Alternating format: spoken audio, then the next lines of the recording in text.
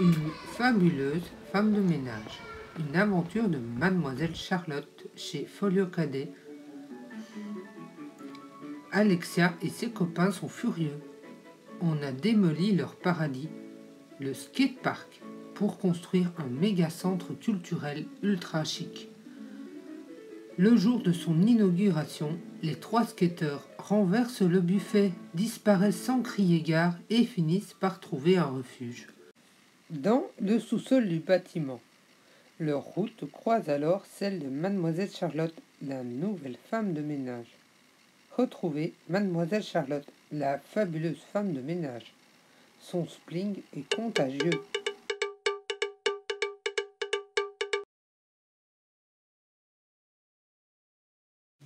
Une fabuleuse femme de ménage, écrit par Dominique Demers, illustré par Tony Ross. Publié en 2007. Table des matières est composée de 11 chapitres et d'un épilogue. 1 à 4.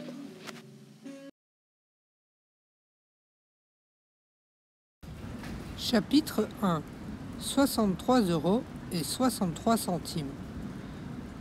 Une drôle de dame attirait l'attention des piétons à l'angle des rues principales et Saint-Ouen au centre-ville de la capitale. Elle était vêtue d'une longue robe bleue, un peu défraîchie, mais jolie quand même, et portait à la main un vieux sac de voyage en poil d'éléphant. Sur sa tête, elle avait un chapeau étrange, un peu comme un chapeau de sorcière, mais avec une petite bosse ronde très pressée, immobilisée au feu rouge, partageaient la même opinion. Cette femme, bizarrement habillée, était sûrement cinglée, toquée. Ma boule, faut la lier. La preuve, elle parlait à haute voix à ses bottes. Gertrude me manque beaucoup, confia-t-elle à ses chaussures. Je voudrais tellement lui parler, la caresser, me balader avec elle. Le feu vert passa au vert.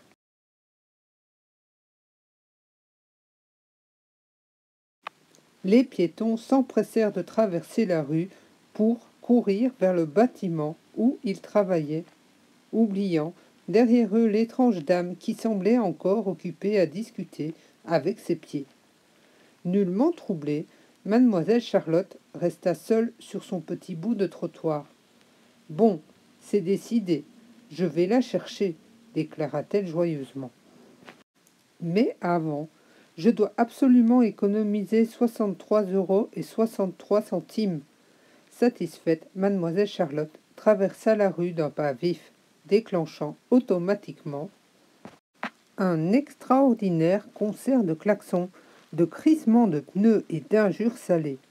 Elle avait totalement oublié de vérifier la couleur du feu. Trop heureuse à l'idée de retrouver sa fidèle Gertrude, sa chère confidente, Mademoiselle Charlotte n'avait pas remarqué Mademoiselle Charlotte avait confié son précieux caillou à Marie, une jeune amie qui habitait dans une autre ville. Elle allait maintenant les revoir.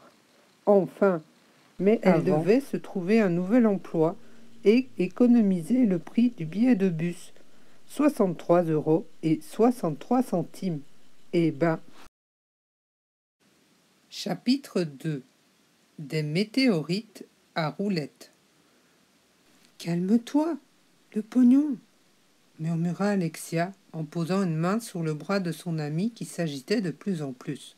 « Ça ne sert à rien de s'énerver », rappela à son tour Eduardo, en s'efforçant lui-même de rester tranquille. Justin Jérémy Jodin, surnommé Le Pognon, parce que ses parents avaient beaucoup d'argent, serra son skateboard contre lui. Ses yeux lançaient des éclairs, et on aurait dit que la fumée de dragon allait lui sortir par le nez. Caché derrière une immense sculpture au sommet des 192, note de l'auteur. Ce chiffre nous apparaît farfelu, mais Mademoiselle Charlotte l'emploie si souvent qu'on ne sait plus. Des 192 marches menant au nouveau méga-centre culturel de la capitale, les 3 amis avaient le cœur en compote. Ils observaient Lola, la lancette, la présidente directrice générale du méga-centre culturel, leur pire ennemi sur toute la planète. Lola déambulait parmi les invités. Elle semblait ravie, mais pour Justin, Jérémy, Eduardo et Alexia, c'était la pire journée de leur vie. Une foule de gens, très importants, étaient réunis sur la terrasse au pied de l'escalier du nouvel édifice pour célébrer l'inauguration des lieux. La réception était d'un chic inouï. Le champagne coulait à flots et un énorme buffet avec des escargots à la moutarde, des œufs de poisson volant, des canapés au foie de kangourou et toutes sortes d'autres spécialités sophistiquées attendaient les invités. Au centre de la table, très artistiquement décoré, trônait un immense gâteau, une véritable pyramide à étages, nappée de crème fouettée. Le méga-centre culturel avait coûté 13 trilliards d'euros à la population. Et, selon Pauline Pressé, journaliste vedette à sa presse, rien qu'avec le budget de l'inauguration, la ville aurait pu aménager un parc tout équipé pour les enfants des quartiers défavorisés. Pauline Pressé n'aimait pas Lola la Lancette. Quant à Justin, Jérémy, Eduardo et Alexia, ils la détestaient férocement. Pourquoi ? Les trois amis étaient des pros du skate, des fervents, des mordus, des fanatiques. Rien au monde ne les rendait plus heureux.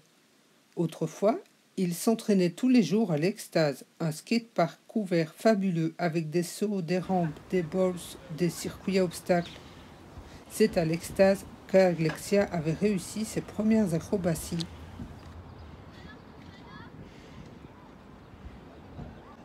Et Eduardo ses plus hauts sauts. Et c'est là aussi que Justin Jérémy avait mis au point son célèbre bondu dragon. Or, Lola la Lancette avait fait démolir l'Extase, leur petit paradis, pour construire son fameux méga machin chauve.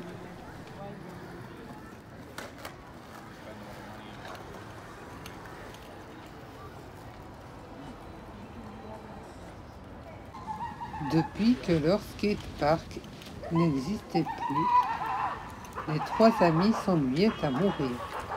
Ils avaient essayé de s'amuser dans les escaliers de bâtiments publics, mais chaque fois, ils s'étaient fait chasser. Eduardo, qui avait l'âme poète, disait que Lola la Lancette leur avait coupé les ailes.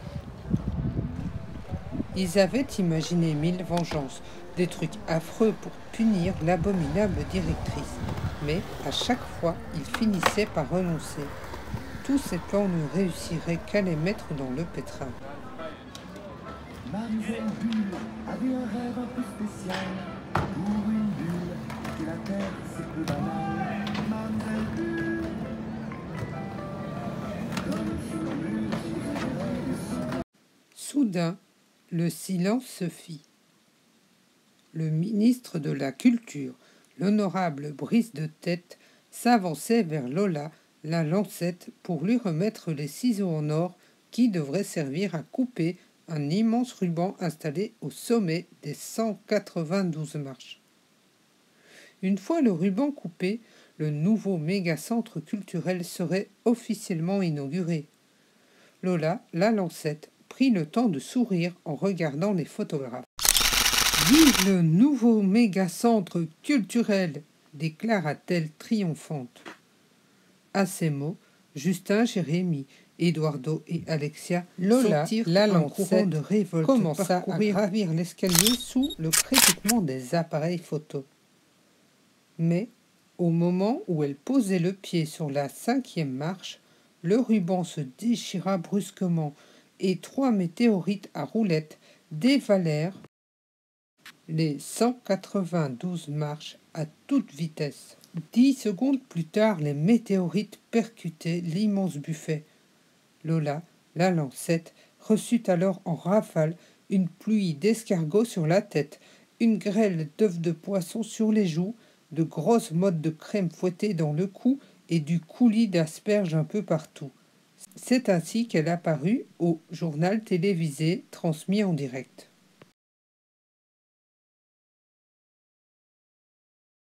Chapitre 3. Des poils de porc-épic plein le gosier. En sortant de l'agence d'intérim, mademoiselle Charlotte esquissa un pas de danse et offrit un pissenlit au premier passant, un vieux monsieur rabougri. Elle venait de décrocher un emploi de rêve, un emploi parfait, femme de ménage au nouveau méga-centre culturel. L'offre d'emploi était pourtant affichée depuis des mois et jamais personne ne s'y était intéressé. Il faut dire qu'une grande partie de la tâche consistait à nettoyer les 999 000 dalles du sol. Un travail toujours à recommencer, car les dalles de céramique importées des îles Qingfu étaient en pierre volcanique, un matériau très à la mode mais ultra salissant. Aux yeux de mademoiselle Charlotte, c'était un emploi extraordinaire, parce qu'en frottant les dalles, elle aurait tout le temps dont elle rêvait pour rêver. Rêver et inventer dans sa tête des histoires de gorilles qui rôdent, de princesses qui tombent amoureuses, follement, de monstres mal léchés et de vipères avant tout. Des histoires qui lui donnaient le fou rire ou la frousse, qui faisaient battre son cœur ou la transportaient ailleurs. Quelques heures plus tard, dans une des grandes salles du méga-centre culturel, un minuscule papillon de nuit fut témoin d'une rencontre surprenante. « Bonsoir, mon bel ami !» lança joyeusement mademoiselle Charlotte aux manches de son balai à franges. La nouvelle femme de ménage s'inclina très bas en guise de salutation à son compagnon et ajouta « Je suis ravie de vous revoir. Oh oui, tout le plaisir est pour moi. » Mademoiselle Charlotte entreprit alors de nettoyer la toute première des 999 000 dalles du sol. Et pour célébrer ce grand moment, elle se mit à chanter à tue-tête de sa plus belle voix. Une voix de crapaud enrhumé, avec des poils de porc-épic plein le gosier. Mademoiselle Charlotte avait une foule de talent, mais pas celui de chanter. Quoi hurla Lola la Lancette dans le téléphone en sortant de la douche. Vous ne les avez pas encore rattrapés. J'exige que la justice soit faite immédiatement, sur le champ, tout de suite. Nous faisons tout ce qui est en notre pouvoir, l'assura le sergent Serge sérieux à l'autre bout du fil. Ce n'est pas suffisant, insista Lola. Trouvez-moi ces 3 dangereux délinquants. Et vite, sinon, je vous dénonce à mon père. Le sergent sérieux n'était pas convaincu que les 3 jeunes skateurs qui avaient transformé la cérémonie d'inauguration en carnaval étaient véritablement des dangereux délinquants. Mais il prit la menace au sérieux. Le papa de Lola, la Lancette, était un homme puissant, propriétaire d'une centaine de sociétés aux 4 coins du pays. Louis, la Lancette, pouvait terroriser les ministres, faire trembler les banquiers et parfois même intimider sa redoutable fille unique. Le seul qui ne laissait pas impressionner par lui, c'était Grodino, son minuscule chien nain. Voilà. Chapitre 4. Statufié et bouche bée.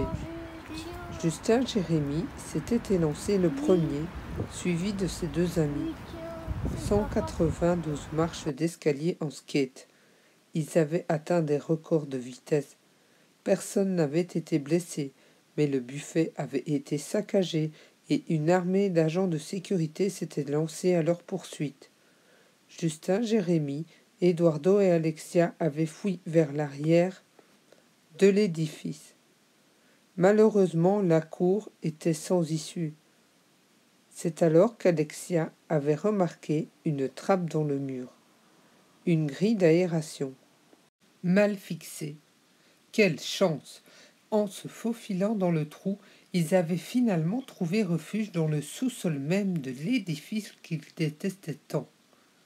Chut! souffla Eduardo. Après des heures d'attente et de silence angoissant, voilà qu'un bruit horrible écorchait les oreilles. Il était pourtant tard, tous les employés étaient partis, le bâtiment aurait dû être désert. Les enfants écoutèrent plus attentivement. C'était un son très étrange. « Allons voir, » suggéra Alexia. « Tu es folle, on risque de se faire attraper, » protesta Justin Jérémie. Au bout d'un moment, leur curiosité l'emporta. Ils gravirent l'escalier menant au rez-de-chaussée et poussèrent la porte. Puis, toujours guidés par le même bruit ahurissant, ils s'engagèrent dans un long couloir. « Chut !» avertit Alexia en avançant vers une porte marquée « Salle d'exposition ». Elle prit une grande inspiration et poussa doucement le battant. Ce qu'elle vit alors était tellement stupéfiant qu'elle ouvrit la bouche, mais aucun son n'en sortit. C'était la scène la plus farfelue qu'elle eût jamais vue. Seule, au beau milieu de l'immense salle d'exposition, une femme valsait avec un balai à franges. Oui, oui, un vulgaire paquet de cordes accrochées à un manche de bois. La femme battait des cils et roulait de grands yeux doux, comme si elle était éperdument amoureuse du ballet. Et ce n'est pas tout. L'étrange dame chantait, et elle chantait faux, horriblement, abominablement faux. C'était ça, le fameux bruit inquiétant. Les trois amis contemplaient la scène, pétrifiés.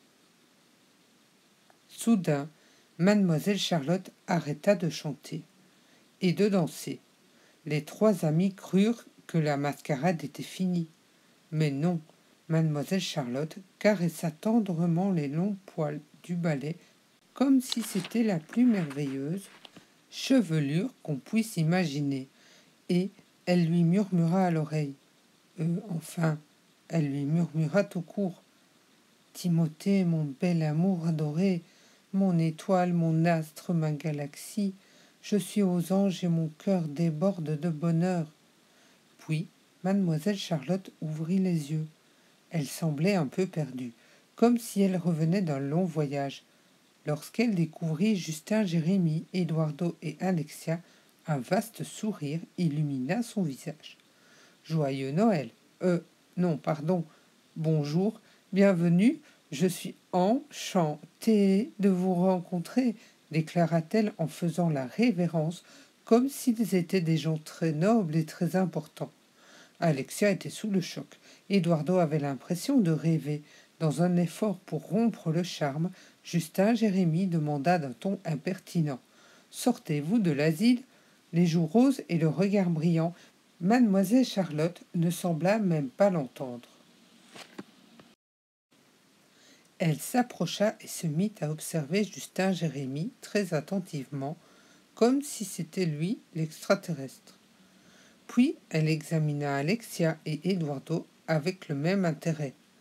Son œil magique lui disait que ces trois enfants étaient dans le pétrin et qu'ils auraient besoin d'elle, là, maintenant, tout de suite. Mademoiselle Charlotte esquissa un sourire radieux. Elle venait de trouver sa nouvelle mission. Fin de la première partie. À bientôt, partie 2 à suivre.